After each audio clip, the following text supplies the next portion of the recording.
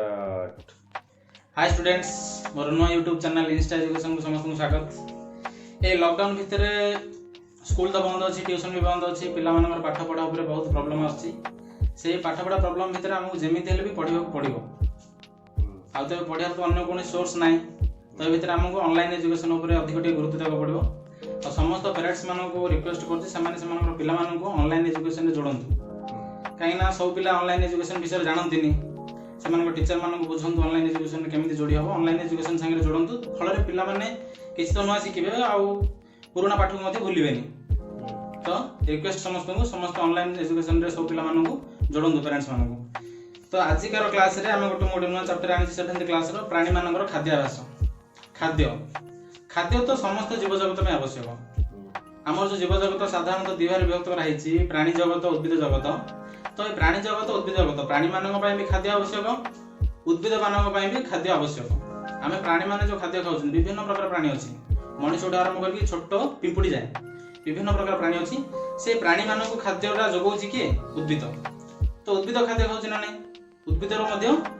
उद्भिद को खाद्य आवश्यक। सी तार निज खाद्य निजे प्रस्तुत करे, से तुम अल्प बहुत जानिच। एवं आम प्राणी मान खाद्य उपरକୁ आसिबा। तो प्राणी मान खाद्य को देखिले विभिन्न प्रकार प्राणी अच्छा, पिंपुड़ी हो, मशा, माछी, पारा, बिलेई, बाघ, भालू, मनीष, कुकुर, विभिन्न प्रकार प्राणी अच्छा, छेली।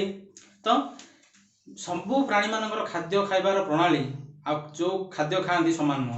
गोटे पारा जहाँ खाऊ गोटे छेली ताहा खाई न थाए, गोटे छेली जहाँ खाऊ गोटे बाघ ताहा खाई न थाए, गोटे बाघ जहाँ खाऊ गोटे मनीष ताहा खाई न थाए। तो प्राणी हो विभिन्न प्रकार प्राणी, जंदा हो, पिंपुड़ी हो, कुकुर हो, बिलेई हो, छेली हो, बाघ हो, विभिन्न प्रकार खाद्य खाती से माने।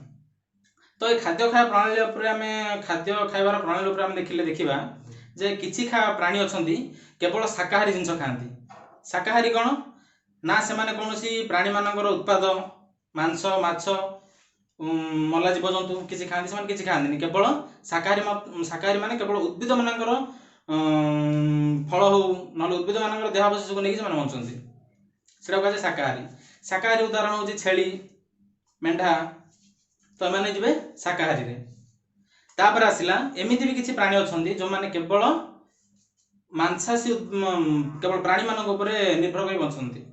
तो प्राणी मान निर्भर करके बचे, बेस्ट एग्जांपल होची बाघ। बाघ हो, सिंह हो, से कौन करती ना केवल मांस खाई बचे। से ना कौन उद्भिद पदार्थ खाइबे, ना फल खाइबे, ना फूल खाइबे, किसी ना केवल मांस खाइबा निर्भर कले, केवल प्राणी मान निर्भर कले। तो से होचंती मांसाहारी।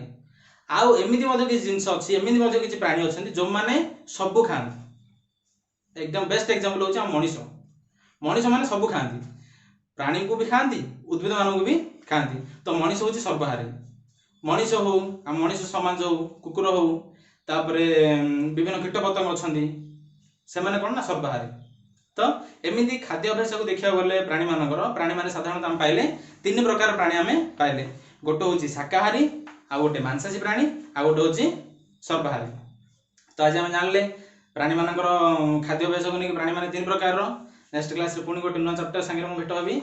एति कहूछि धन्यवाद। घरे रुहंतु, सुरक्षित रहंतु। बाय।